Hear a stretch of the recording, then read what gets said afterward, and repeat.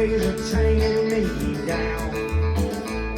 Till I'm in debt for 99 years for shooting my wife to the ground. 'Cause she had to love my friend, and that's not right with me. So I grabbed my gun, shot them both in the head, and I threw their asses in that creek. But now I'm doing my time in this Louisiana pen.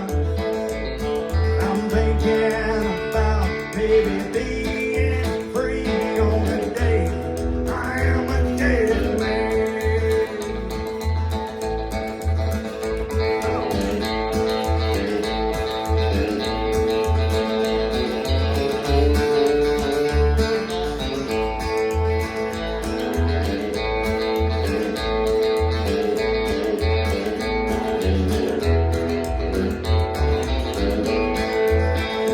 Well, it took some time getting used to